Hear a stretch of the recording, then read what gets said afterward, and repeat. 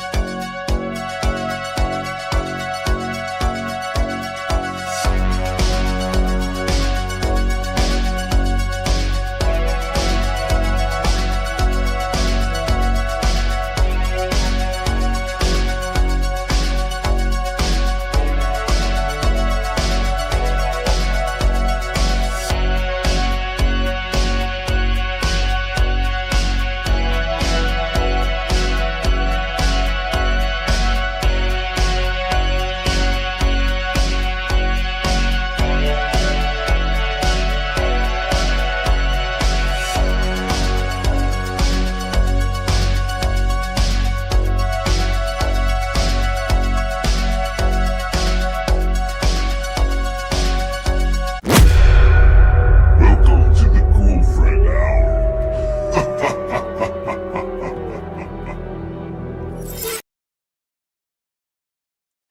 Hey everybody, welcome back to another episode of the Ghoul Friend Hour. As always, I'm your host, your ghost host, Morgan Fezza, and tonight we have an amazing couple of guests from LBPS Paranormal. So let's add them to the stage now and introduce them. So I'm passing the mic off to you. Hello. I am Sherry, and we are from Lower Bucks Paranormal Society, which is located in Pennsylvania. And I am I don't even know. I sort of handle all of the logistics, admin, marketing, and the group started by my husband, Chris, who will now introduce himself. I'm Chris. Thank you. I'm the founder of Lower Bucks Paranormal Society. I founded the team in 2022, right after I moved here to Pennsylvania. And we've been going strong now for just about 4 years. And part of that success is because of this guy right down here. Hi, my name is Mike. I joined the group. He hit us with the ASMR right there. Yeah, I know. I joined the group during its inception period, and it's been a journey. It was my first dive into something that I wanted to do for a long time, and over the years we really grew a great group of folks. Awesome. Well, welcome on. Thanks for being here. Thanks for having us. Yeah, thanks. Yes. I'm excited. Yes. It's so funny. Now we're like in like a podcast setting and we're doing like the thing because I'm like hey, these are my friends right here, But tell everybody how we met. We met at White Hill Mansion. Yes. Yeah. You guys had a booth at White Hill Mansion that was sparkly and purple. And I was immediately like, I don't know what's happening, but I need to know these people. These are my ghost friends. Yes, I love it. I have not met Mike yet, though. I don't think, right? Nope. Okay. Not to my knowledge. I was gonna say I don't think so. So that is a to-do list. We need to put that on our to-do list so I can finally, meet everybody in person. But yeah, we met at the White Hill Mansion Paracon, which if you have not been, they're doing it again this year. It's oh gosh, I should know this. It's in May. Yeah. I think it's in May. Yeah, I was like, I think they put it out. It's like maybe I feel like there is a date, but I'll make sure to attach the link for that in this episode so you guys can check that out if you want to get tickets. It's a great event. It gives you a really cool chance to get in there, check out the building, get a little one-on-one with some really cool paranormal peeps. Are you guys attending this year? We have to check the date. Okay, cool. We have another event that we have to do in May that I'm not sure. It is May 2nd. Yeah. Nope, we won't. We will not be there. We won't. Okay. Well, there will be other chances, I'm sure, to meet our lovely peeps that are going to be on here today. So, I was going to say, if you guys are there, then to definitely check you guys out. But we will have, I'm sure, plenty of opportunity for all of our paranormal listeners and our fellow weirdos to get weird with our guests today. So let's get into the main question that's on everybody's mind when we have a guest on here. How did you get into the paranormal? Who wants to start with that one? I mean, I'll start. So, I mean, like for me, it's always been a fascination of mine, right? Growing up, so I was born in 1980. So growing up with, even as a kid, like shows like, Are You Afraid of the Dark? And, I was obsessed with like the X-Files, still am.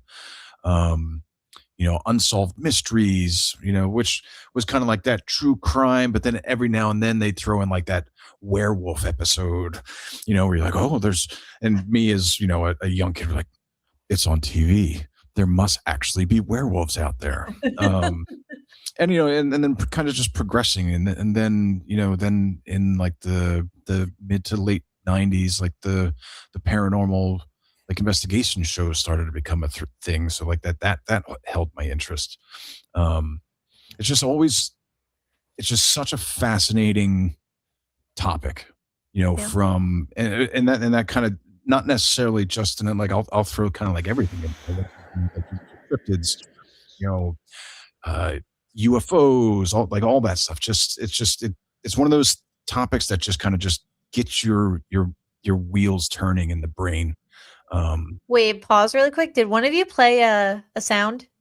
No, but wasn't that so weird? Because Mike, you heard that, right? Oh yeah, I heard it. I was like, I wasn't looking weird at you, but I stopped because I was like, wait a minute. I'm like, did anyone else hear that, or was that a me thing? Because you know how sometimes I get those sensitive things. So I was like, no, all that right, was something going on. I don't know. That was weird. It was weird. Okay.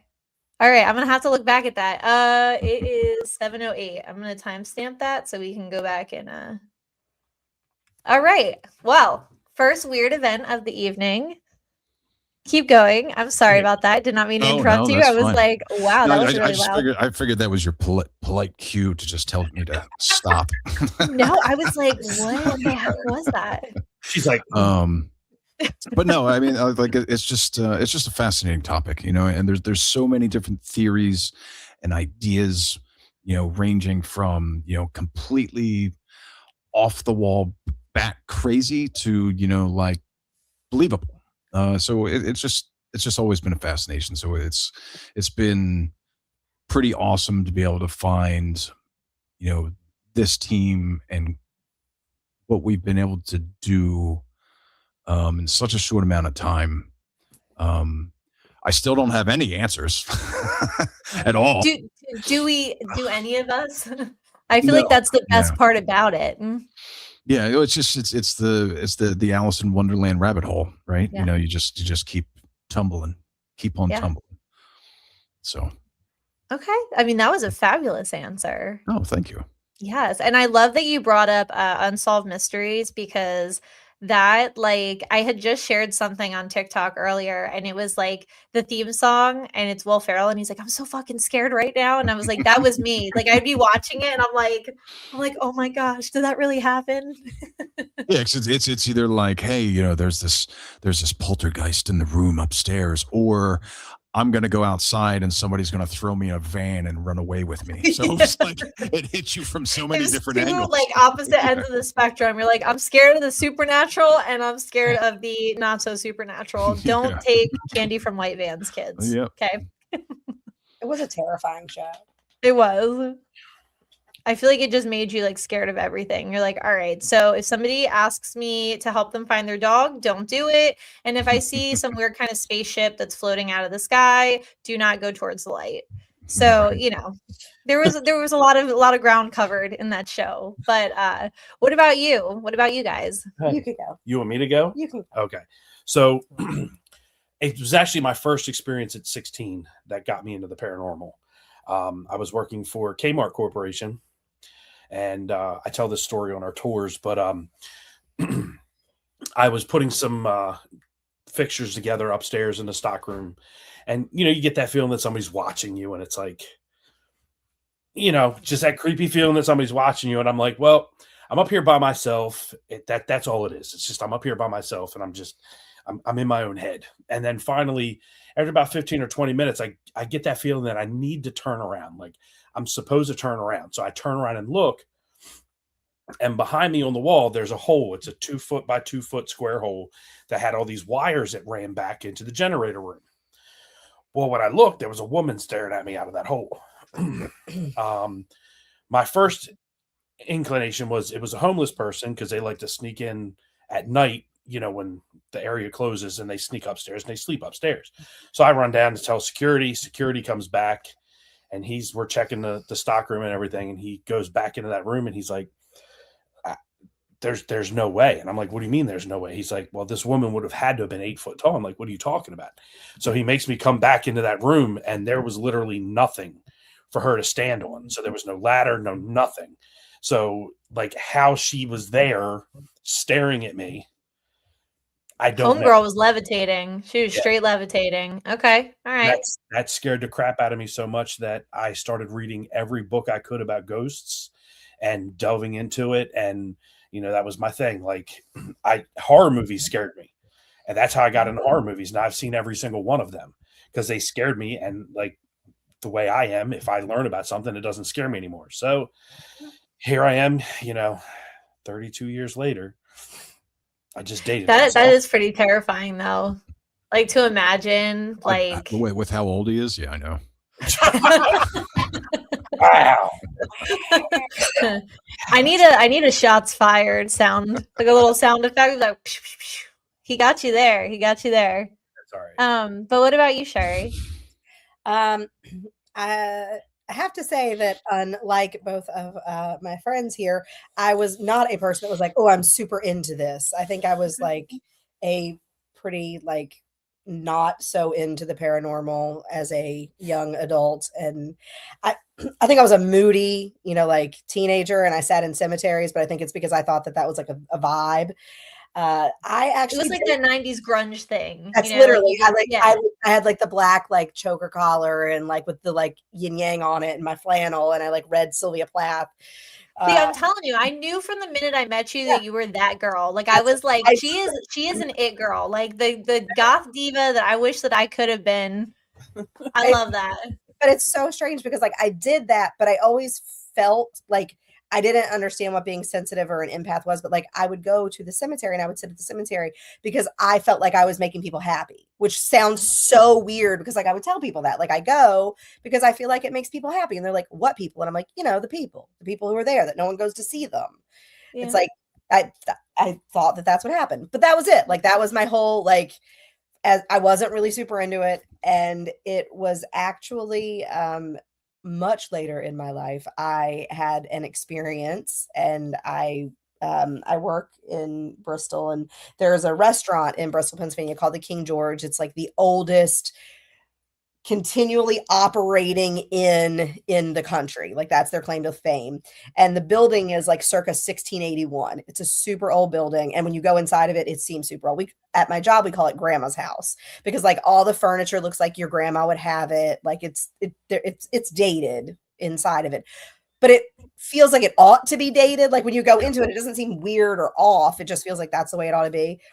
All that to tell you that I was sitting upstairs and they have this like buffet, like piece of furniture, like a baker's rack, and it's where they roll all of the silverware. And so there was silverware that was rolled and silverware that wasn't rolled. And I was sitting upstairs and I was talking to one of my coworkers, and she was telling me a story, and I was completely disinterested because it's not about work and I'm not always the best listener.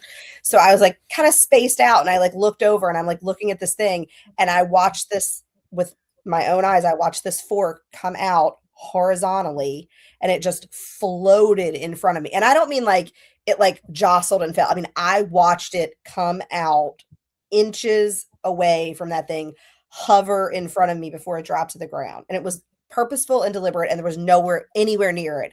And in that moment I was like, well, that's not a thing. Like that can't happen. Like in my brain, it's like that. I grew up really, really religious. So like for me, there was a lot of conflict between like my upbringing and the idea of like the spirit world. So that's something that like, it's funny you said like everybody has all these different things and like, do we ever have the answers? I don't think we ever have the answers, but I think we all have to come up with like what our theories are, that like we make peace with like those theories. And that's kind of what happened to me, is like I kind of had to find a theory that like makes it all make sense to me for the things that I believe in and the things that I believe in. And then as fate would have it, it would be a few years after that experience that I would meet Chris, who had been a paranormal investigator for 30 years. And then I started learning all kinds of things about that world that I didn't know. Yeah. No, that's awesome. I feel like you all have had like really great introductions to the paranormal. And like, so the end of your statement there actually perfectly aligns with what my next question was going to be, is so like in terms of your belief system from where you started to where you are now, what do you believe? Like what do you think from tell me like where you started at, like hey, like on a level of 1 to 10, I was, like I had experienced this thing, and like that's because you said it launched you in. So you were probably what, Chris, like a 10, right? And it's like now that you've kind of been in it a little bit, are we kind of sitting between a little bit of realism and believing and kind of like having like, there's, I don't know, like say like Christianity, you believe in heaven and hell, maybe purgatory or whatever that is. Like where are you where did you start and where are you sitting at now? I mean, I started at a 10, of course. That experience set me over the edge. And it was just, it's tough. I'm more of a skeptical believer now. Okay. Now it's more like the dogs wanted to say hi. We have dogs. I'm more of the belief in, I don't know, probably in the last 10 or 15 years that, first it was everything was a ghost. Now it's like, is it really a ghost? What else could it be? I tell people I deal in the truth. People are like, oh, are you like that dude that's on the Travel Channel? And I'm not going to say his name. No, I'm not. I'm not like that dude. Come fight me, bro. None of that shit. No, that's not me. I deal with the truth. And if the truth is there's nothing there or I didn't catch anything, then that's the truth. And that's, that's how I operate. I don't feed into things. Now, if something grabs me and nobody's there, and that's happened a few times, then, it's kind of like that was definitely something, because, but it's more now along the lines of what happened to me. And now I have to figure out why it happened and what caused it. Not automatically, oh, it's a ghost. It's that girl staring at me through the hole in the wall, So, yeah. And see, that's why I love asking that question, because I just know, even from my own perspective, from the things that I've seen, even as like a child up until now, I feel like my views on so many things have changed now that I have the education behind them. And I feel like I've experienced more of like the investigative path. So I love to ask that, because I want to know, where did you kind of start and how has that evolved since you've kind of immersed yourself in it and have learned more? So what about you, Sherry? So I would say that I probably start out at the opposite end of the spectrum. Hard skeptic, don't believe, don't think that that is a thing. I think I start out probably way closer to that end of the spectrum. And it's funny because in the last 2 years and things that, investigations we've been on and experiences that we've had, and even meeting people who were like mediums and learning about like the way your mind works and the way you can open yourself up to things. And, like there are all these things in the world that like, if you don't know about them, you don't know about them. But once you know about them, you kind of start to make connections. So for me, I would say I started out probably as like a hard skeptic. And now I would say that I am more along the lines of, I like to call it a hopeful skeptic. I believe that is where I fall. Like I want to see more things. I want to be open to them. I want to know more things. I want to be obscenely educated.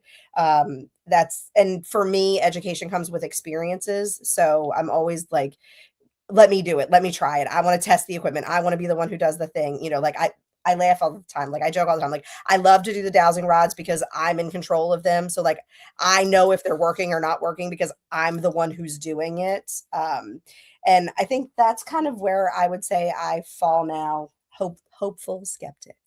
I like that. I like that a lot. And so what about you, Mike? I mean, I'd probably fall in lines with Chris, like like when, but I think that kind of falls into play with just like the age that I started kind of getting into it, right? You're still young, you see, when you're young, you think like everything on TV is complete fact, right? Especially when you have Robert Stack, coming out of the fog in a trench coat, telling you about these things.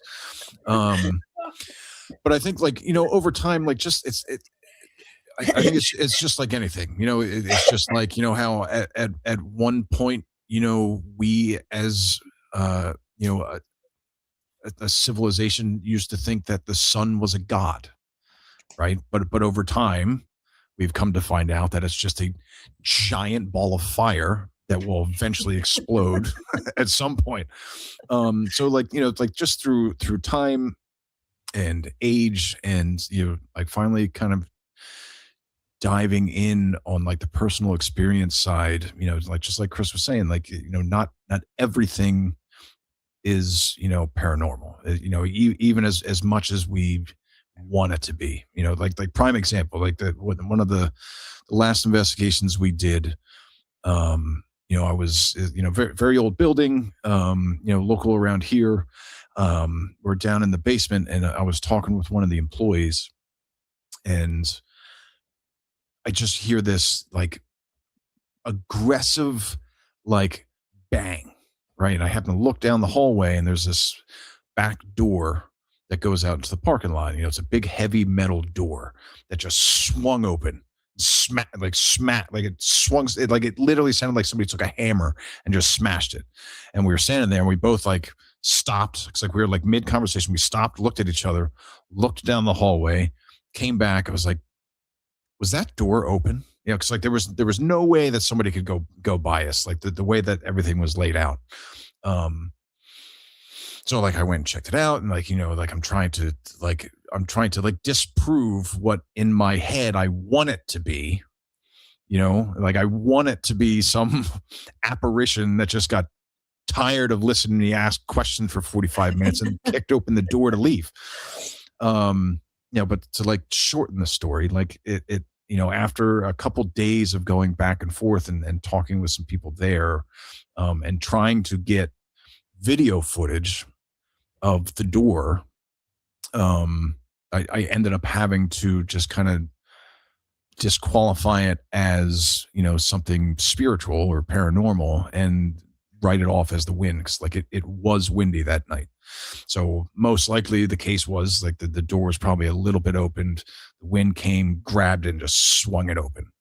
And I think that's that right there, I think is why I love our team, is because all of us do stuff like that, right? Like in that moment something happens and you're like, oh, well, like, what was that? Like that was awesome. But then we kind of take a step back and then you start going through like the process of elimination, like whether it was a noise or a feeling or, so I was full bore, everything was, unexplainable. And, to now it's, I take the effort and the time to try to almost like disprove myself. It was a ghost, yes. So Emma. it's so funny. So that Emma is also on our team, and part of my bit is always about Emma.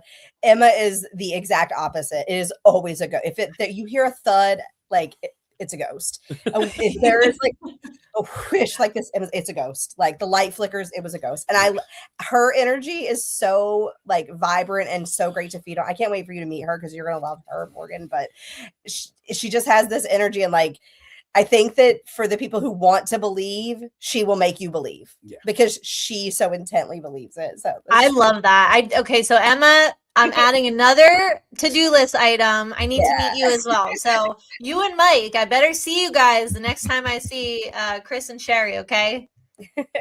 Noted. She said, ha ha ha, love you guys. She's so cute. Yes, that's our girl. Oh, I love that. We love Emma.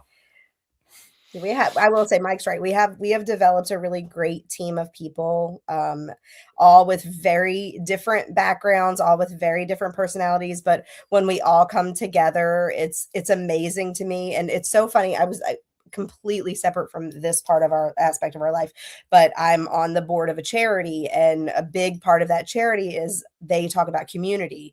And I think that's something that like is so lacking in the world. So it's so amazing to be part of a community that like thrives together. And we're especially lucky because we have a team that is, like obviously the paranormal world itself is a community, but even within that, there are like smaller communities that are really tight knit. And I think that's so important. Like, I'm so happy that you touched upon that, because that's one of the core things that I do talk a lot about on this podcast. Is like one of the things that I fell in love with, the paranormal, was that like I have always said that once I kind of got into this community, I felt like I had found my fellow weirdos, and I loved being a part of that weirdo pack. And I was like, I feel like as human beings, we often fail. You look at other, what's the word I'm looking for? You look at other places like around the world, and a lot of their belief systems run on that tribe kind of theory of, it takes a village. And I truly feel like humans, we don't talk about it, but we are very much pack animals. Like we function and we thrive when we find our tribe, we find our people. And I feel like, I felt like I had blossomed especially well when I had come into the paranormal, and I really kind of found people who could, like share ideas, and we could talk about things deeper than how's the weather. And, so I feel like I love that you touched upon that, because it's something that you're right. Like we don't really do particularly well as human beings. And I feel like everything is this, like, I have to do it on my own, and I have to face this on my own. And I feel like when you have that chemistry and those people that can lift you up and support you and share, not the same, but similar ideas and passions, I feel like it really makes you blossom as a human being and makes you shine brighter. So I love that you brought that up, because it's something that I feel like we really need to work on. And the message here, I guess, is like, find your tribe, love them hard. I know it's cliche, but it really is an important message. No, it's so true. I totally agree. Yeah, I love that. And is this a charity that maybe we can give a little attention to here? And I mean, Mike saying yes. So yes. So I am on the advisory council for Team Foster. They are a veterans charity. So what they do is they fundraise to basically pair veterans with service animals. And they're also working on legislation for service animals for veterans. It's a very near and dear cause to my heart, because I lost a veteran who was very important to me. Who now frequently shows up for us. He just like pops in like everywhere we go. He's always there. But I think that, the charity itself is phenomenal, and they're doing great work, and I'm honored to be a part of it. Yeah, absolutely. We'll make sure for everybody listening, we're going to be putting a link to that as well. So if there's a way that we can donate, we can support, show up, however we can do that, we would love to help. So I love that. So make sure, one more time, charity names. This way we can really drive it home. Yep. So it is Team Foster. Team Foster, you heard it, guys. So make sure you check it out. And like I said, we're going to be putting a link to that so we can support our community. Okay. And so kind of getting back into the paranormal groove of things, I would love to hear, some of the locations that you guys have gone to, some of our favorites, maybe some of our ones that we maybe haven't gotten as much of a response as we had hoped for, but maybe we'll go back and check out again. The good, the bad, the ugly, give it to us all. I mean, what was our first big one was White Hill Mansion, right? Okay. Yep. Yeah, which is like right over in Jersey. Really cool place, and actually, that is where this picture came from. Just a Mike's super lying to you. He's actually in there Yeah. right now. He's in White Mansion. And like for anybody that doesn't know White Hill Mansion or has seen pictures, like it is the epitome of a haunted house. Like when if someone says close your eyes and envision a haunted house, you're envisioning White Hill Mansion. Mhm. So like the paint, in some of the rooms, like the paint's peeling off, and it's dark, and everything is that old awesome wood floor and the stairs, and everything creaks, and just a really cool place. And funny enough, that was my first official like investigation, right? And I went in that thinking, man, I'm gonna come out with this whole new view, and I'm going to have all these cool experiences to talk about. No, it was actually like, for me, it was like almost the complete opposite. Like I have like one memorable moment from that investigation. But like I almost kind of left like disappointed, but like looking back on it, it wasn't disappointment. It was just a reality check.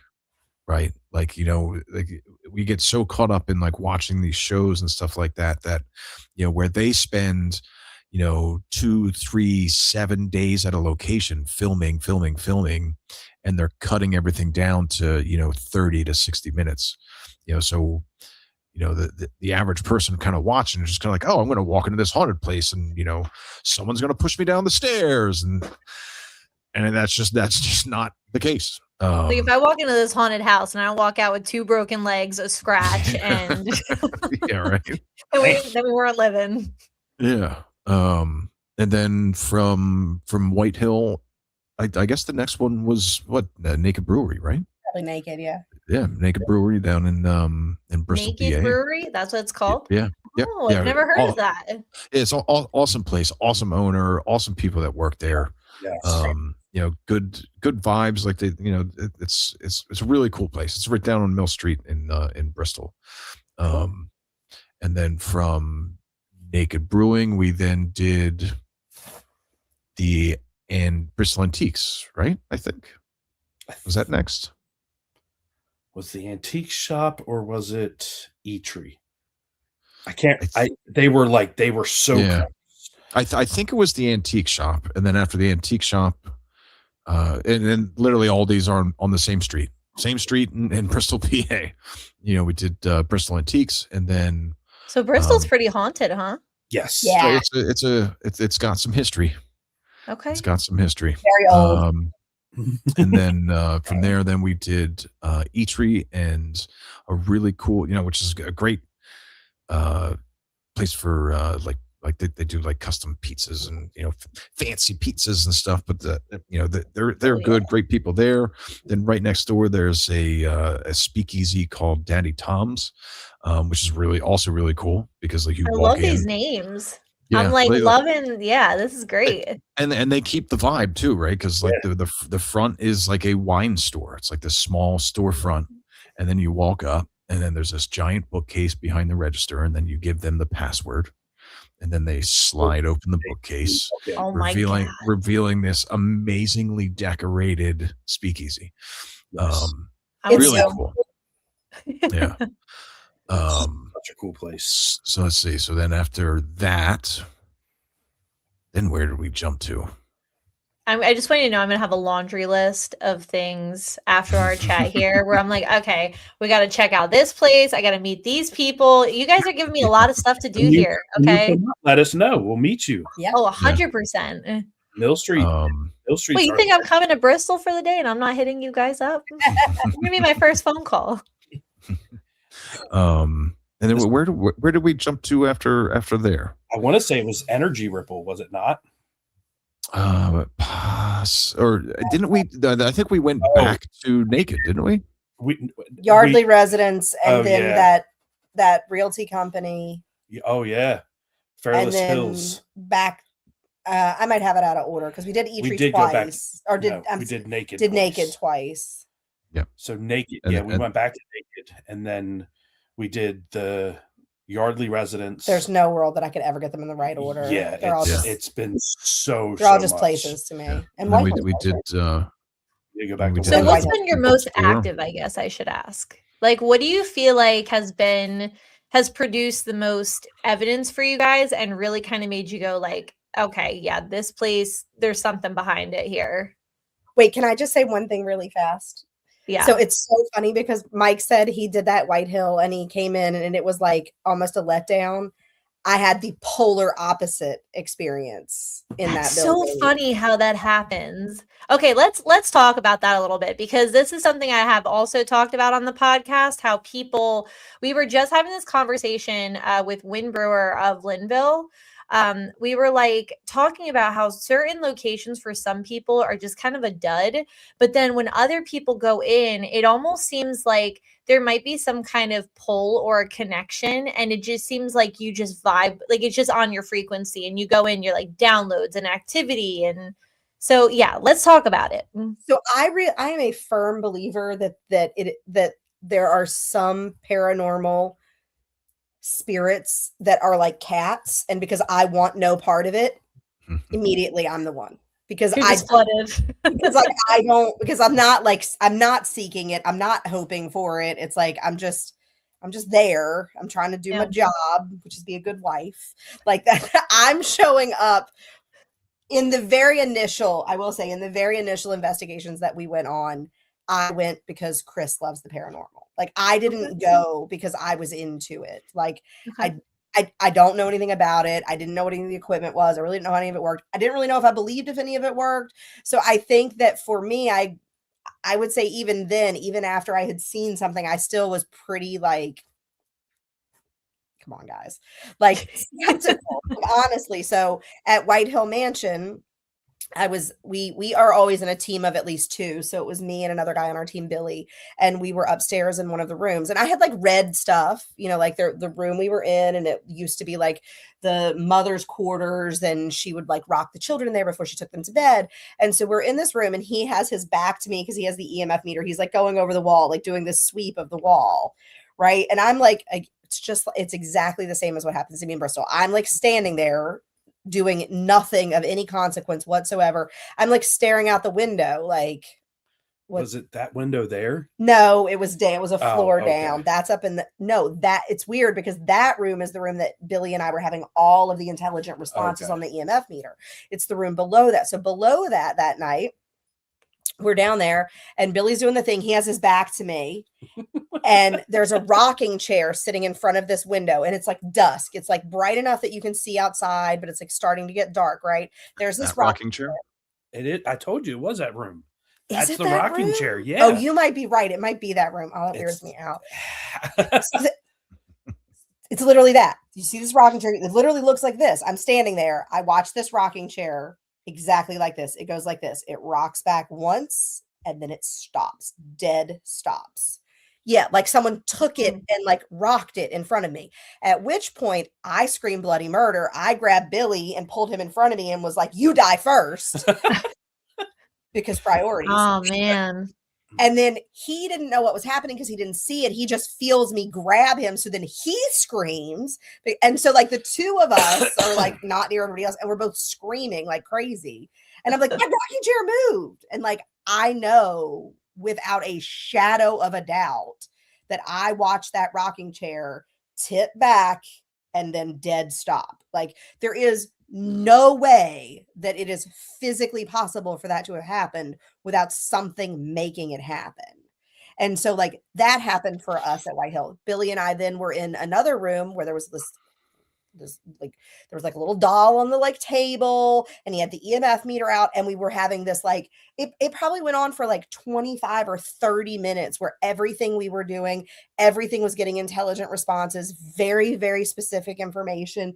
Like, and it was so like for me, I walked out of it and I was like, oh my God, this might be real. Like where I walked in sort of at White Hill, like All right. She was I'm gonna looking. She was show looking up. for a trench coat to walk out of the fog with. I don't know I don't really know what I was expecting because I had also never really done it. So like I wasn't really expecting honestly, I wasn't expecting anything. I was expecting like a bunch of people to like in my mind, it's like when you were in high school and like people played with like a Ouija board. It's like they're gonna do some stuff and they're gonna convince themselves it's real, and I'm gonna play along because I love Chris. In my brain, walking in the door, that's what I was expecting. And yeah, they were like, absolutely not. They're like, hold my beer. We're about to impress her real quick. I'm telling you that it was like I think that it was like, oh, she thinks, okay.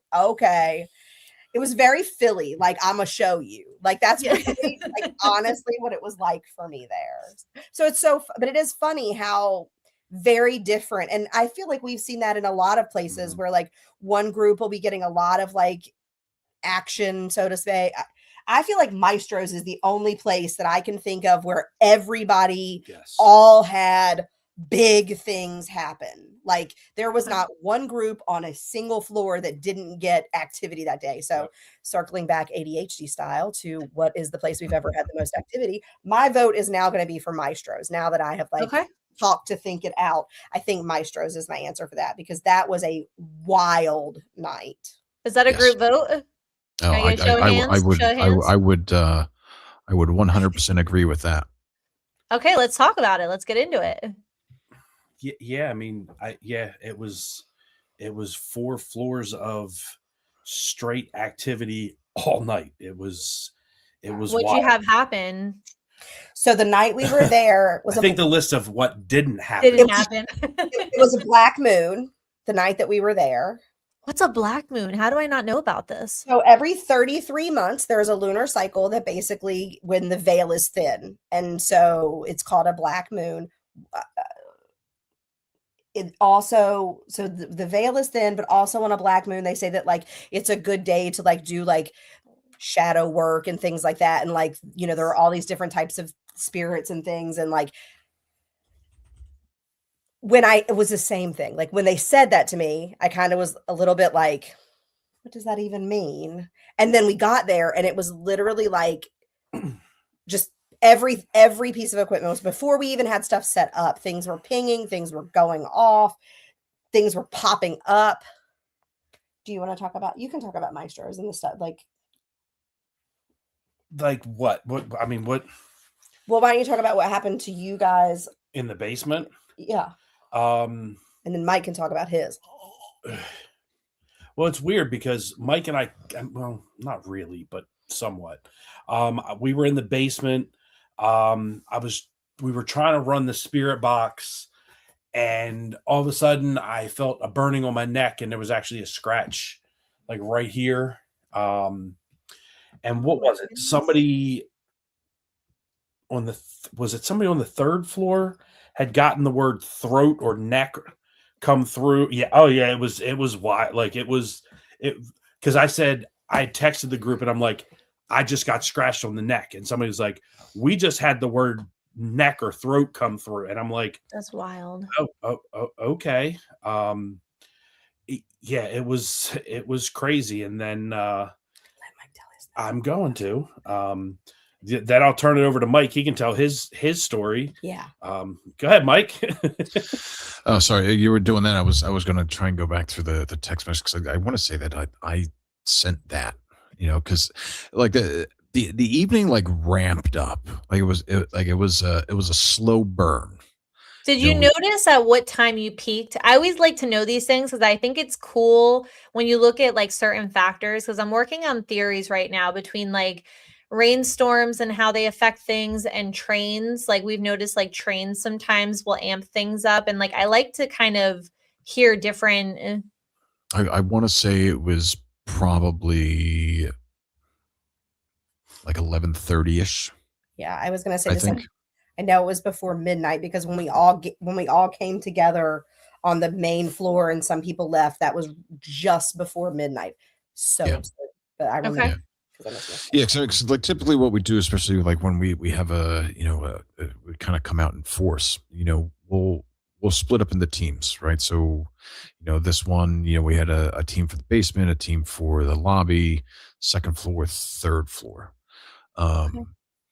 and I think and that was range between, I think it was like three people per team. Um, so my team was up on the third floor, and we were getting a lot of things in that didn't really make sense at the time. Um, one of the team members, Amanda, she's a medium, which is and she's just she was like just super like in tune, like kind of like pulling like these flashes, like she said she was seeing like an old like Chevy car, like a 57 style Chevy, and there was some kind of an accident, out front where, and I'm kind of paraphrasing, because it's been a while and I have trouble remembering what I did this morning.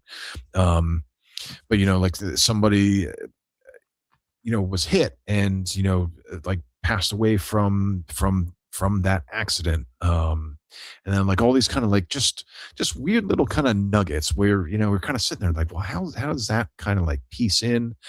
But then when we all kind of started kind of coming down to the lobby, things like everybody sort of like, oh, hey, we got this and we got this. And it was like, oh, well, okay, well, if we take that and then we put this together, that starts to make a little bit more sense. And then we started kind of having a session, and like we were just testing out a new tool. What's it called? The Dead Bell is that the name, which is like my new favorite tool. It's almost like a like EMF detector, except instead of lights, it's like the old customer service bell, right? That was sitting on the table that you would kind of hit and be like, hey, I'm here. Someone come help me. So when that trips off, like you get the ding, which was great, because you could ask, at least like yes or no questions, like, hey, like ding the bell like for yes, or do once for no or twice for yes. But I think what we were doing was just kind of like ding it for yes. And we started kind of going down like just questions, right? Because that's what it is. You're playing 20 questions with who knows who. So we start kind of going asking some questions, and it was a combination of things between like things that Amanda was able to pick up or like confirm, and things that were coming across other tools. Like for instance, we had Elvis come up. I think it was on like one of like the Ovulus or something like that, and it was kind of like, oh, it was like I was like, all right, hey, I was like, if you like Elvis, like I'll play you a song, right? So I just pop up the phone and pull up Spotify, go to Elvis, and the first song is I Can't Help Falling in Love with You. It's a great song, by the way. That's a great song. So I pop it on, and I set it down on the desk, and we're all just kind of listening, and this bell goes crazy. Just ding, ding, ding, ding, ding, ding, ding, ding, ding, ding, ding. And we're like, whoa. And like, I was like, is this thing broken? Because this is like odd. Like it shouldn't necessarily be doing this. So I think I even reset it, and still the same thing. So what we're able to kind of piece together through all the tools and what Amanda was picking up was whoever we were speaking with, that was their wedding song. So then once that came up, then literally the entire room starts getting like choked up, because we were able to kind of provide that that feeling for them, to the fact, like, to get them excited, something that was, an amazing moment in their life. So, I mean, and that's kind of how things like just started. And I mean, even at that point, like it so things hit, like Amanda was so heavy, like it literally like she almost passed out. So like me and Chris had to grab her, like hold her up, and like we walked her outside so she can kind of just like, step away and get some breath. And it took a while. But then, like we ran through like the bell, we ran through the the sherry sticks. Whatever those things called. Sherry sticks. The dowsing rods. The dowsing rods. The sherry. The sherry sticks. That's So fine.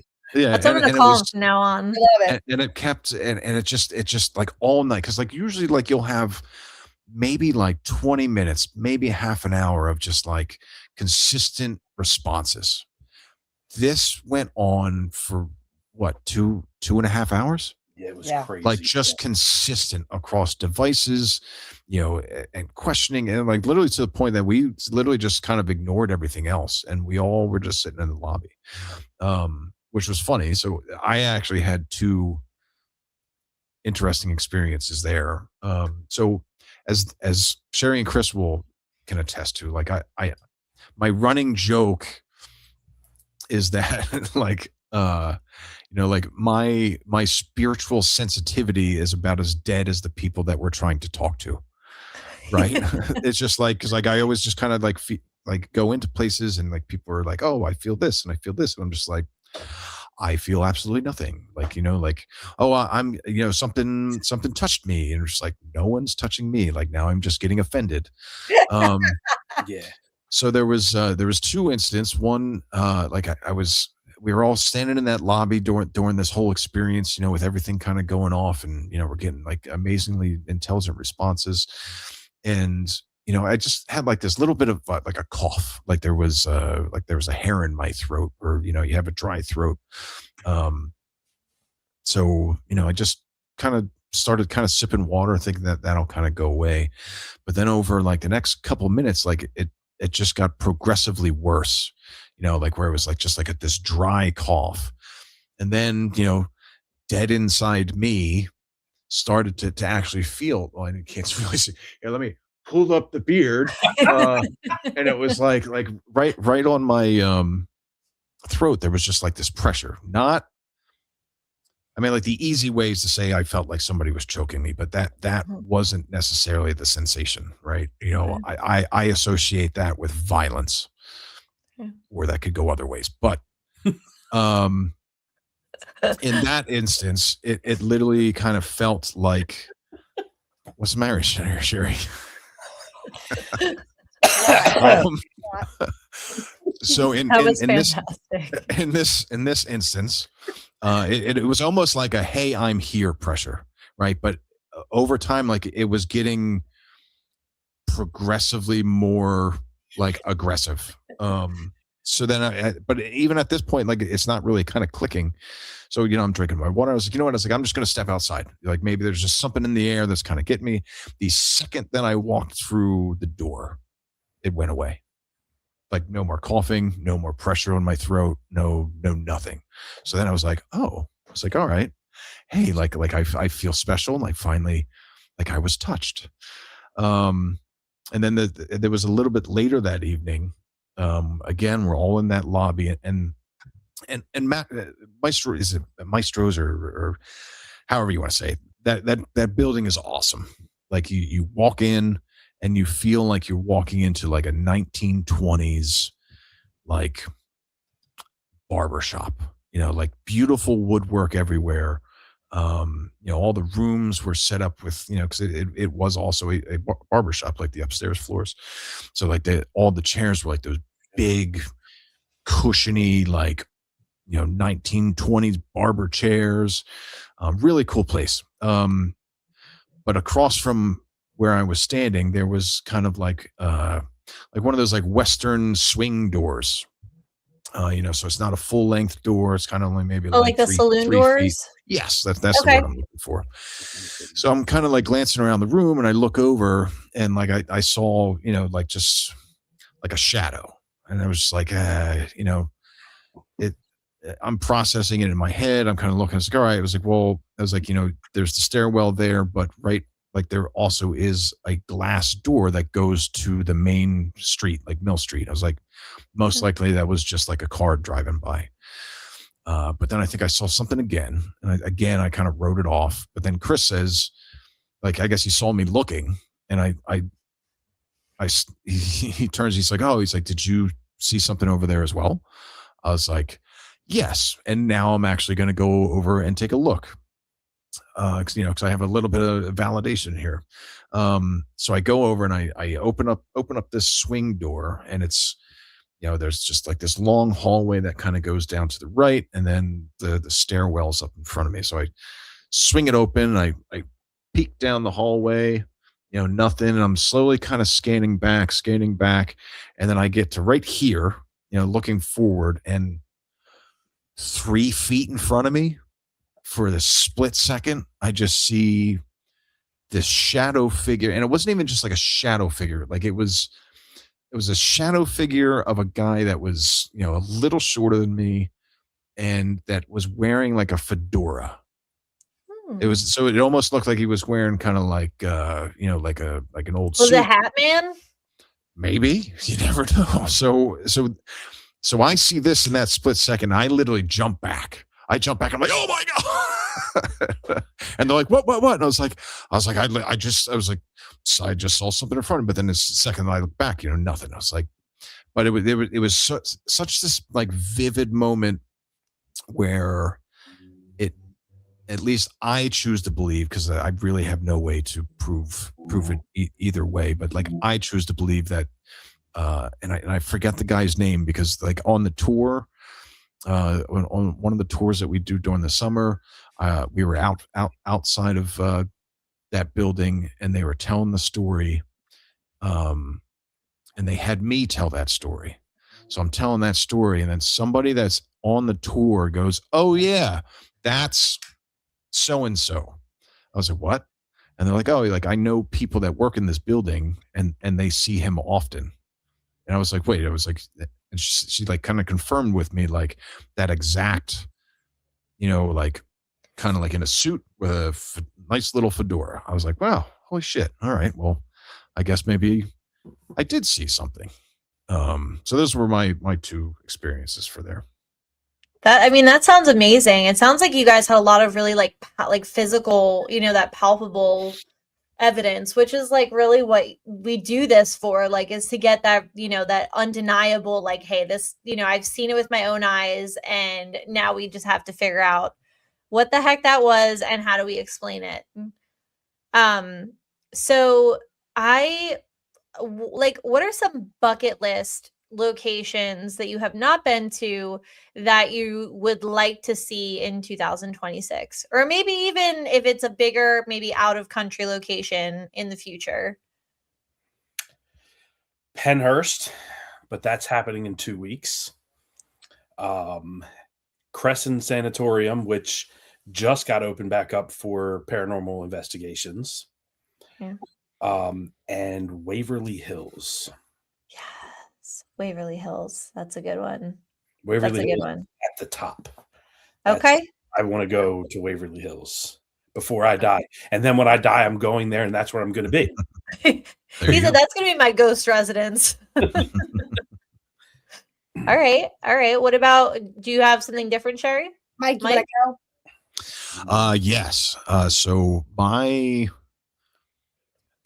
like ultimate spot, which the chances of me actually ever being able to go to this are extremely thin. I would love to go to Skinwalker Ranch. Yes. That is the culmination of literally everything. It's not just paranormal. It's not just, crazy things in the sky. Like it's literally everything, from like paranormal to, UFOs to cryptid stuff to, ancient like beings to, Native American, entities to, like, it's literally the Disney World of the paranormal for me. Road trip. Let's go. Yeah. We just you guys better pack me in the trunk or something. I'll fit on the roof, but like, I want to go out that area. That's yeah, all. it is. Because I killed kid with myself, because like that massive, 1 point however many $1 billion Powerball was just going, and I literally, I was like, I bought my ticket and I said, self, if you win, you are literally buying Skinwalker Ranch. Just like, I don't care how much it is. We're buying it. We just Hell missed. yeah.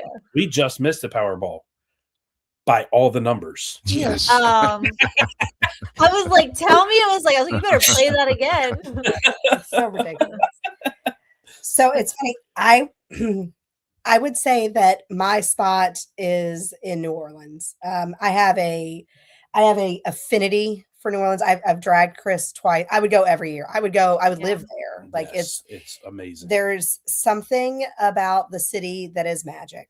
And for me, and it's not even on the table. Like you can't do it. Like you can't even go where I want to go. But it would be St. Louis Cemetery #1, and that is where Ooh. Maureen Laveau is buried. That would be my spot.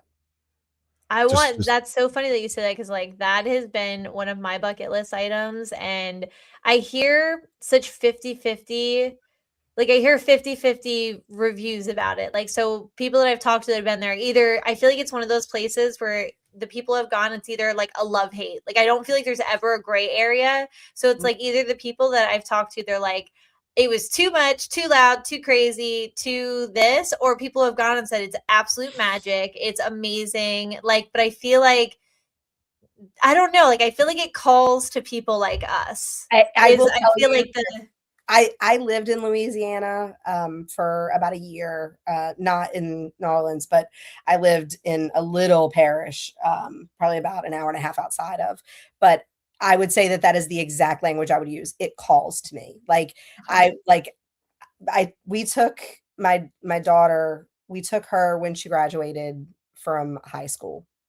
Okay. It was like that was her trip. She could pick literally anywhere she wanted to go. We had literally gone the year before that. We had gone on a trip. All of us had gone there.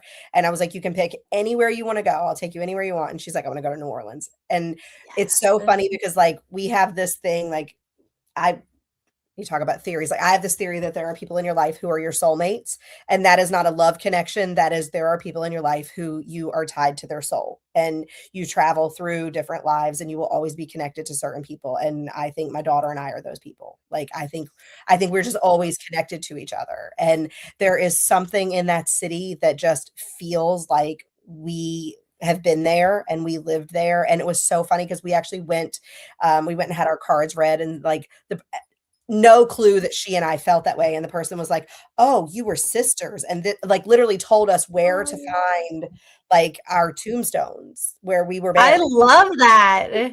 And like, for me, that's my spot. Like there's a million places there that I would love to investigate and to go, but there is just something unbelievably magic about the city for me.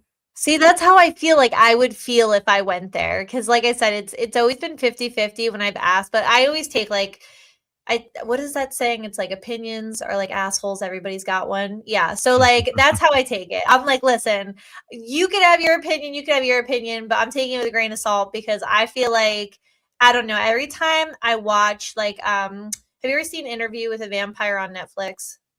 Okay, when I'm watching that and I'm looking at, like, I think it's the French Quarter that like they kind of depict in there, there is just something about it. And even like the lore, like the Rougarou in Louisiana, like, you know about the Rougarou?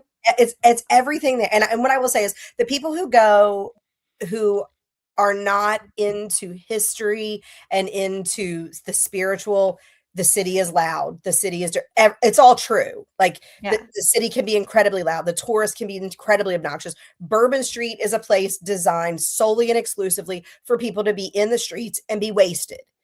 Yeah. All you have to do is pull yourself 2 blocks closer to the river, and it is a completely different place. And like, I love that. And I think that what happens is that people get so stuck on Bourbon Street because that's the tourist spot, right? Yeah. But if you just come, like, even when, like, poor Chris, I have dragged this man. Like I'm relentless. I wake up, I have a plan. We're doing all of the things. Like we in 4 days did what normal people probably do in like a week and a half, because we're doing this, we're going to see all of the things. It's like from the minute we wake up until the minute we go to bed, you have to do you have to eat all the food, you have to experience all the things. But it's hard because it's like I love it so much, and it's like it is like energy for my soul when I am there. And it's like there's just so many beautiful and like I don't know how to even really describe it, but like what you're saying about like when you watch it, like when you walk into like Jackson Square and you walk by the cathedral and the way that like I don't know how it makes other people feel, but when I'm there, I'm just like, oh my, it feels like there is just something that's just like tickles your soul. And you're just like, okay, there's something literally magic here. It is like magic. Now, do I think that there are other people who go and they never leave Bourbon Street and like that's their impression of the city? Yes. And I feel sorry for them because it has so much more to offer. And I think Yeah. people, even the French Quarter, like leaving the French Quarter and like going to the Garden District and going over to Frenchman Street. It's like people don't venture outside of like what they know is cool. And it's like Yeah. there's so many better parts of the city to see and to visit and to experience. So you should go. And I if you feel want- like I go I'll ahead. give Sorry. you an itinerary. I will tell you all of the must-do things because it's Yes. Well, literally- if I go and you're down for another New Orleans trip, you can show We're me going. around. Like I'm We're down going to go for a girls trip. we're going in September. We're taking my daughter for her 21st birthday. That same I'm thing. I was literally literally living through you guys. 2 years. We've been planning it for 2 years. When we went the last time, she's like, "This is where I want to go when I'm 21." And I was You like, need "Okay, to do a past life regression with her if you have not already. I haven't, and we should." You really, because we've had a couple of like guests that like behind the scenes I've talked to about past life regressions. We may have talked about it on the podcast, but I just remember like hearing their stories about like how they literally do not recall any of the hypnosis part of it, but they listened to the recording that they took on their phone and they were like, the things that came through make so much sense in their current life. And they're like, but I don't remember any of that. Like, it's so nuts. And I'm like, that's another like on my to-do list thing. I feel like you and your daughter need to do this, and I need to hear all the details because it sounds like you have some sort of connection, probably to New Orleans. And I feel like you and your daughter's stories through lifetimes would be like, you could probably write a book. I think so. We should do it. It's a Mike, good Christmas gift, Chris. Mike, Valentine's Day. We'll just go to Skinwalker Ranch. Yeah. Okay, perfect. Perfect. That's We'll have to Yeah. sneak on, but that's fine. I'll tell you what though, have you been out like Nevada, like that area out there? I mean, I've been to Vegas and I've been to Salt Lake City. That's about it.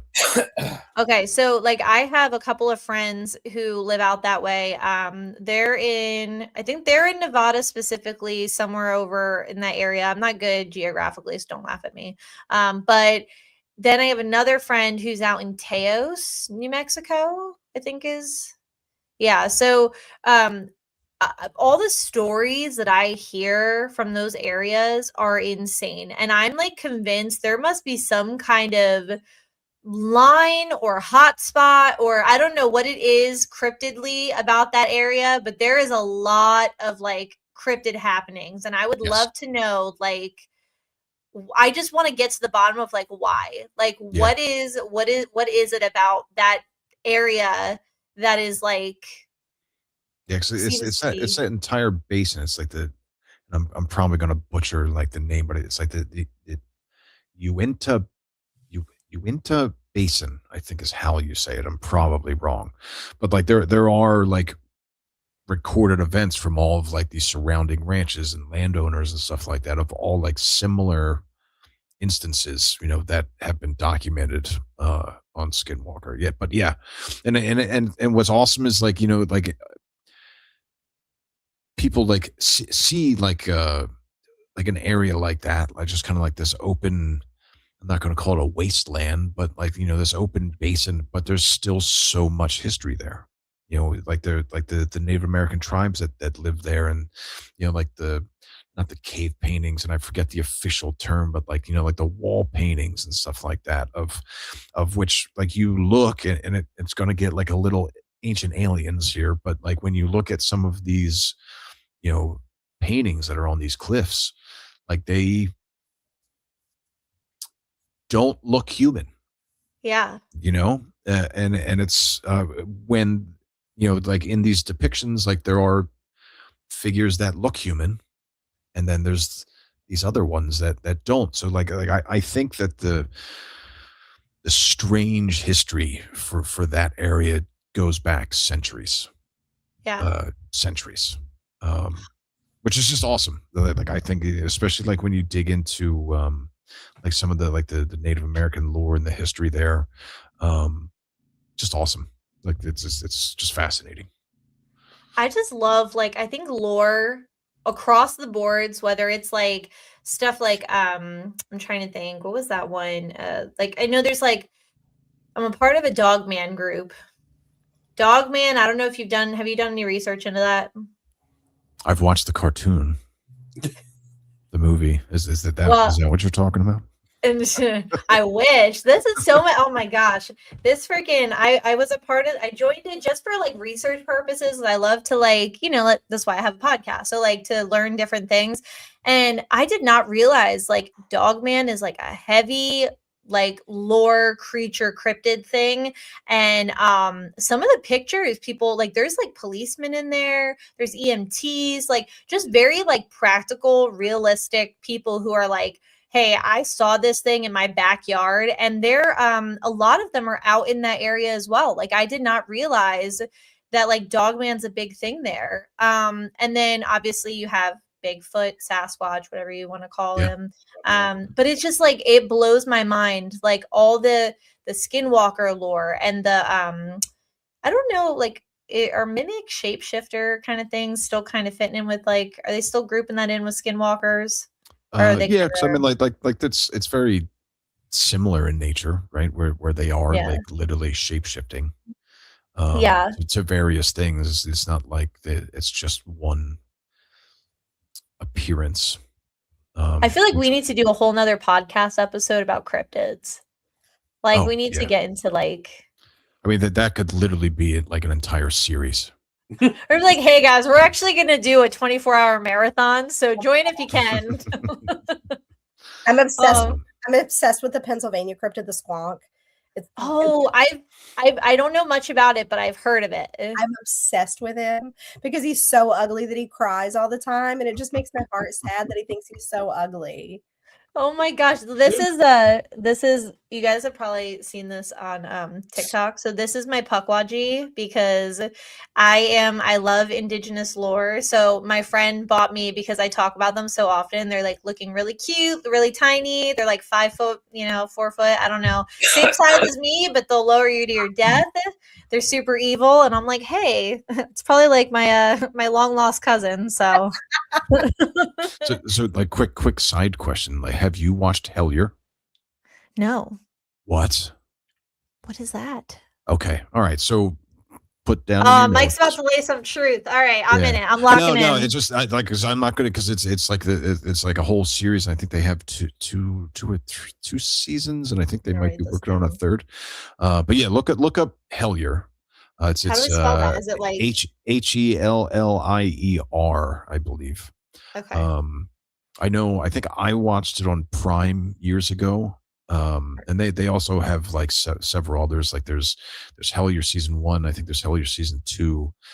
They have another like, I don't think it was a series, but I think it was more like a documentary movie called The Unbinding. That's the Newkirks, Greg and Dina Newkirk. Oh, I love them. Yes, absolutely fantastic. Like their podcast is amazing. But Hellier was kind of like my first introduction into them. Like I heard them being interviewed on another podcast that I listened to. Was it not Unsolved Mysteries? Jesus, that's the show.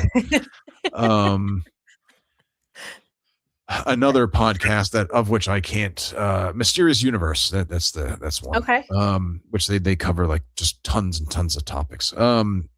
But anyway, like I heard them interviewed talking about like this Hellier, and I was like, I was like, let me take a look at this. And then ever since watching that, because it's basically, it starts that they go down to, because Hellier is the name of the town.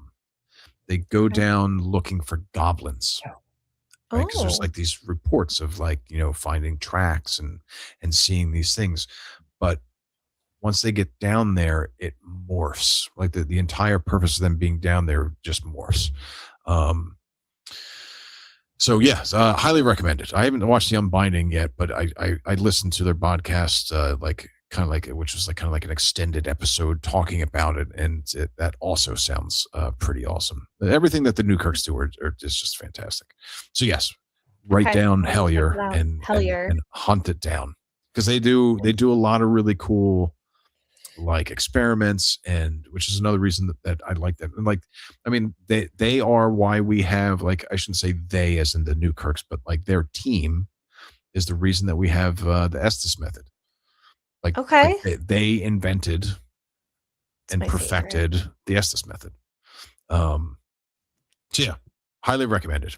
I'm gonna check that out. I always love getting new suggestions, because then when I'm over here working from home, I have my other screen where I like just binge watch, whatever is interesting. So I'm gonna that's perfect, because I was looking for something to watch. But yeah, so I want to since we have a little bit of time left, I want to talk about equipment, because we kind of just touched on Estes method. What are your favorite equipment pieces that you bring with you, or methods, if you have something in mind? The sherry sticks. I mean, I love the sherry. Cherry sticks. I'm a big fan of the sherry stick. Okay. Which, by the way, I don't know if you've discovered these yet, but I found a really cool pair of sherry sticks. I got them at the Lizzie Borden house. Somebody at the Paracon that I was at was raving. They're like, oh, if you go to the Lizzie Borden house, they have these dowsing rods that are like the ish. And I have to say, I've owned quite a few pair of dowsing rods. These ones have stood the test of time, and they look like they do look like kind of like weapons. But they're like these little things, and the dowsing rods pull out, like they're like collapsible, and they're really cute, but they're heavy duty. And I've really enjoyed them so far. So I'll send you a picture if you haven't seen them yet. 4 years old. Mine Do you are- have them? Do you own them? No, but mine are obnoxious. Wait, are you ready? Oh, you do have them. Just got the lightsabers. Yep. Mine look like lightsabers. Oh, I love it. They're also EMF. They're also EMF. Where do you get those? Are you ready? Okay, so you're gonna have to send me are those like special order, or how do I get those? No, there's a website. NC. These are from North Canton, right? Mhm. So we'll drop you the link, but they're from Okay, North they send me the link, because I Canton. want What's those. so great about them is you can click them over to where they're on EMF, and then if something touches them, they change color. Oh, I love that. I love anything that lights up. Same. They're great in the dark, because a lot of the places that we're at, we're in the dark. Like we use them when we do like the cemetery tours, and it's like we're standing in a cemetery in the dark. So like it's really great because they're super bright out there. I feel like you get tunnel vision, and then you're sitting there and you're like, I can't tell if they're crossing or not. And you're like, was that a yes, a maybe? There's no doubt. Yeah, they're very bright, but these are my favorite ones. Gosh, you guys are bad influences. I'm gonna be broke with a lot of stuff to do after we end this podcast episode. Which would be in New Orleans too. Yeah, my husband's gonna be like, "What was this ticket purchase?" And be like, "Don't worry about that. It's all fine. I'm only leaving for New Orleans this weekend." I hit the Powerball. Go back to your hole, husband. But yeah, so okay, so we got the extra snazzy dowsing rods, the sherry rods. Mike, what's your favorite piece of equipment? I have two actually. So I think the most practical for investigations. So it's by the company that makes like the SB11 and like the big which I actually have like the PSB11 A and C, like all like the super the fancy. Yes.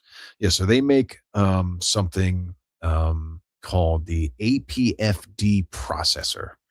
So what's awesome and super practical about this one is, you kind of you feed it within like the spirit box loop, right? So like your spirit box is plugged into it.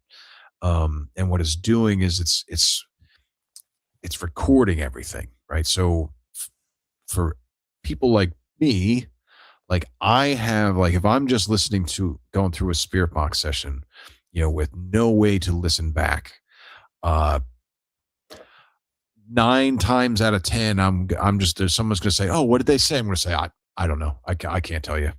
So what's cool about this one is it's recording, and if something comes through, which that I probably should have pulled up that audio. So if something comes through, you can, you hit like a button combo, and it will replay the last 10 seconds. Okay. So you can listen to it, and then you can even kind of manipulate it a little bit. Like you can slow it down a little bit. You can try and play around with like the background noise. I will say, like, it's not the most user friendly thing, right? Because it's a lot of like button combos. There's 4 buttons on it, and it's kind of like, all right, hit these 2 buttons to do this and all that stuff. So if you don't have it memorized, which I don't, like trying to remember that stuff in the dark, like you're like shit, like you get out the flashlight, like, oh, okay, I got to hit these 2 buttons. But it's an awesome tool to have like in your arsenal, just specifically because you have that rewind feature, right? Okay. So which came in handy. It was actually when we did a private company last summer, and I think it was myself and Emma. We were in the attic, and we were just kind of going through like a spirit box session, and I forget the line of questioning that we were going down, but we had what sounded like a kid say, "Help me." And like we both so, we're just kind of like, because spirit box sessions, you got this loud static just like reverberating off your ears, and you're asking questions and you're not getting anything back. And then that came through, and we both just like you could, I could feel the chills that like she was getting, and I'm sure it was like vice versa. And like, so like I immediately went back. I was like, replay. And we listened to that thing on loop for like 3 minutes. I was like, I can't believe that we actually like got this like to come through. I was like that. So that tool is amazing. And I think the next tool that I think is equally fun, but also important is that dead bell.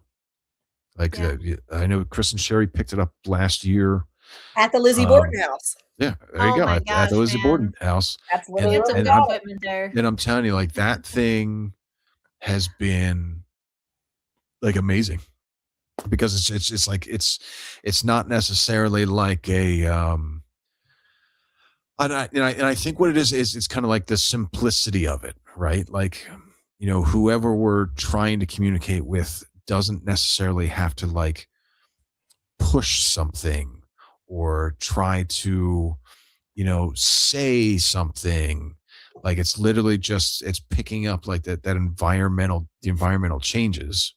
So I don't know, like my best guess is it's kind of like, hey, I need to say yes, let me just run through this bell, and then the bell goes off. And like, so that when we were using it in the lobby of that investigation, and that thing, like we started playing Elvis, and it you would think they were like an angry customer, like, and nobody's up front. And it was literally just like ding, ding, ding, ding, ding, ding, ding, ding, ding. So like that moment right there, like really like sealed it. I think that those are probably my 2 favorite tools. I feel like it's like the movie Ghost. That's how I like to envision it. Like, when Patrick Swayze like learns how to like Kick the move can stuff. Yeah. And I'm like, that's how I imagine is like ghosts are like, they're like, I don't know if I can touch that. I don't know if I can do that. And all of a sudden they're like, holy crap, I just did that. And then they're like, let's do this like 50,000 more times. That was fun. Yeah. But yeah, so since we were talking about EVPs, do you guys want to show our listeners some of the evidence that you guys have caught? Do you want to give some, do you like want to preface it with something, or would you rather show it and then maybe some explanation? Yeah, we can let's show that first clip. The audio is more important than the video. Okay. I'd like to, Emma, you're not allowed to say anything because you know what it says. If there's anybody else watching, I'd like to know what they think it says.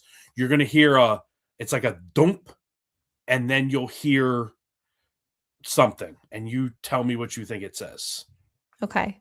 So is this the trace wire one? No. Okay, so the other one, the Yes. 5 second? Yes. Okay. All right, get ready, guys. Make sure your volumes are up and check it out.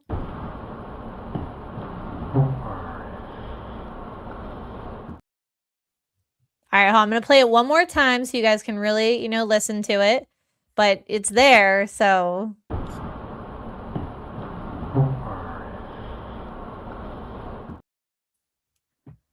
I'm still trying to. I hear it so good, and I'm like. It's a full sentence. It's like something like I can't. It's 3 words. Hold on. All right, one more time. We're gonna play it one more time. Okay.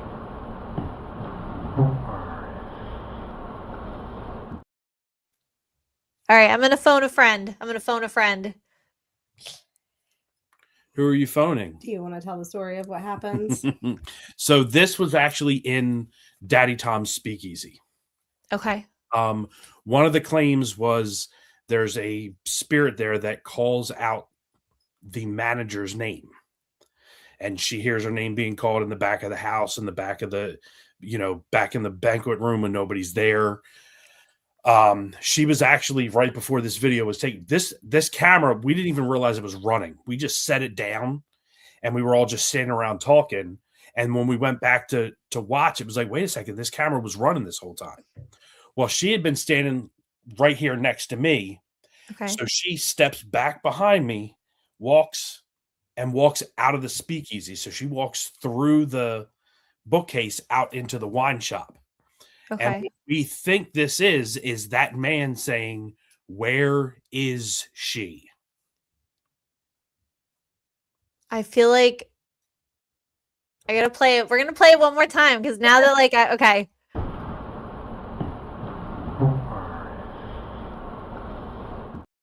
That's nuts.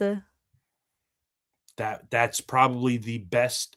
I mean, that's a Class A EVP. Like, we did nothing to it. That's just what was caught. That's fantastic. So that's fantastic. Amazing piece of evidence that we captured that I was blown away by. I love that.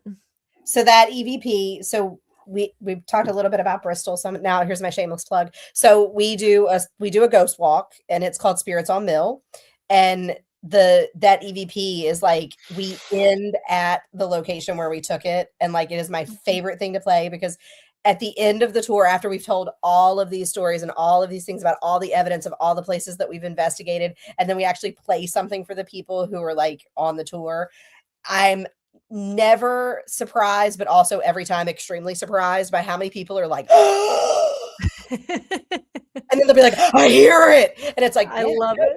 I know that you hear it. I hear it too. We all hear it. Like, we all hear it. Like it's so cool to watch people who like, especially when there's somebody on the tour who's kind of been like, oh yeah, I don't believe this. I don't believe this. Definitely like humbug. Yeah, like I like to call them like the Sherrys of the play. Like they've obviously come with someone who was into it, and they're kind of like, yeah, I'm like the sidekick. Like I'm a good sport. Like yeah.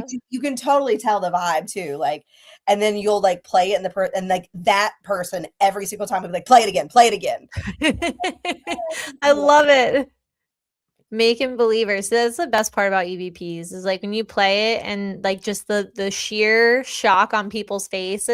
It's such a gratifying feeling. Oh, it's so good. It's literally my favorite part. I love it. That's a good one. That is a good one. So the next one that we have here, I'm going to play it for you guys. We're going to play What Do You Hear? And then you guys are going to fill us in. All right. So make sure your volumes are up super loud. Get ready to listen. Morgan, this is just a video. Okay, just a video. No sound, but when you see it, you'll.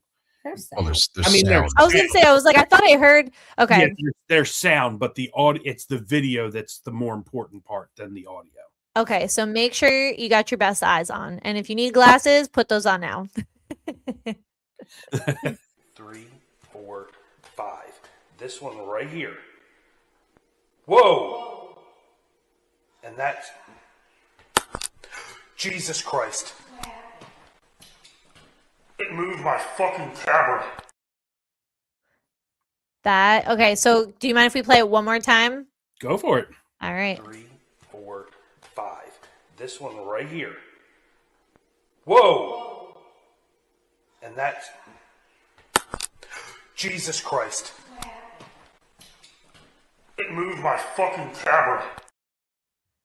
Is that like, was that the sound of like the camera, like, because you hear it? You hear something hit the camera. But do you also, so the reason I thought this is an EVP, and I don't know, was that somebody from the team talking in the background? Yes. Okay, Yes. because it sounded like a whisper, and I was like, So Sherry and Amanda were in that room. okay. And we were watching. Sherry had her Sherry sticks. That's going to be the new thing we call it. Sherry sticks. And You're welcome. we had the tripwire in the hallway, and the tripwire kept going off. And I thought I saw somebody peeking out of the bathroom. Like, Okay. it looked like the head kept peeking out. And I was like, at that point, I was like, well, could you get closer? Could you make that tripwire go off? And the one light, that fifth light, kept going off. So now I walked up. Now the camera I have is actually the sister camera to the one you had at Whitehill. Okay. I bought the Madro 3, I think it is. So the lens flips around, and it was actually on a handheld tripod. So it was screwed into the bottom. I was holding the tripod, and I'd been holding it, all night. It was fine. And I was walking down, and I'm counting, and I'm standing there, and I felt it get pushed forward. The whole tripod bent over in my hand. That's wild. Yeah. Because you hear it. You hear like that sound of like something like either like slapping it or like it was, but it was forceful. You can hear it. It was forceful. Yeah. I was like that. I had tears in my eyes when that happened, because like I felt it get hit in my hand. Like, that's I felt wild. So that actually is part of the Fairless Hills investigation. We actually have, so that one, I actually did a video of all the evidence we captured and posted that on our YouTube channel. So you can see the clips that Mike was talking about, the audio clips he was talking about with the help me and everything. That's all on there. Oh, I love that. All right. So we're going to play it one more time because I love it. Like listening to it. That's 3, 4, 5. This one right here. Whoa! And that's Jesus Christ. It moved my fucking camera. Wait. I heard that. Do you hear the whispering? Yeah. I do believe that there actually is. When we were kind of like reviewing it, it does sound sounds like get out of here. Yeah, it's a whisper. That's what I thought. I thought it was an EVP at first because I was like, when you play it right before it smacks the camera, it sounds like it's like that's the rhythm of it. And so, all right, so we're gonna play it again. We got to play it again because we might have found something. 3, 4, 5. This one right here. Whoa! And that's Jesus Christ. It moved my fucking camera. Yeah, you guys really should go back and zoom and see if you can clean that up because We're gonna send that to Mike. Jimmy. Hey, Mike, We're gonna send that to Jimmy. get on that. Yeah. that's what I thought. Like that's when you sent it, I was like, wow, I'm like, I feel like this is because I didn't notice the camera getting hit until like I was like, okay, because I thought maybe when you heard that, that's when you like backed up but I heard the sound and I was like, did they know that's in there? Because like, Wow. No, because I'm kind of like, that's why I'm looking up. I'm looking on my fourth monitor. why do I feel like I feel like if we were to go into Mike's room right now, it would look like he works for like the CIA. Like he's got like. Shh. You can't Oh tell. yeah. Now you're gonna have to kill me. So if I disappear, guys. Yeah, because I'm In a white van. White van. Because I do Unsolved want to mysteries. say, like I do want to say that, like when going through that, like someone, I don't remember if it was me or somebody else, like pulled that audio or at least pointed out that audio, but there's so much stuff in here. I can't find it right now. That's crazy. That's Whoa, what was that? Oh yeah, here we go. Yeah. So right after you say "whoa" in the camera hit video, there's an EVP. I can't fully make it out because you start talking again. It is in between "whoa" and the camera slap. Possibly don't come back here. Okay. It's basically saying like something like it was like undefined back here. Kind of, yeah. So we did find it. Okay. Very interesting. I guess I didn't see that. That's a good one. That's like you got 2 pieces of evidence right in there. Yeah. That place was pretty active. I was surprised. That place was pretty active. I mean, I feel like almost every place we've been to was hell. The paranormal paint night we just did was active. Like it was crazy. Amanda had a bunch of stuff coming up. The sherry sticks were going wild. The EMF detectors were going off. Like it was wild. Nice. So, you know, I did, Morgan. I did send in our chat. I did send that file of the help me. Oh, Okay, here, let's see if we can. Sometimes I'm gonna see if I can play it. Give me a thumbs up, thumbs down if you can hear it.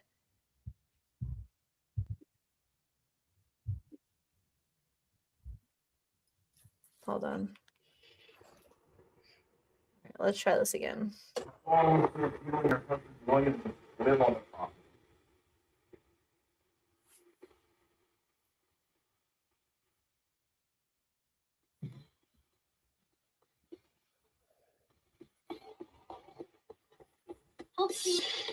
there it was.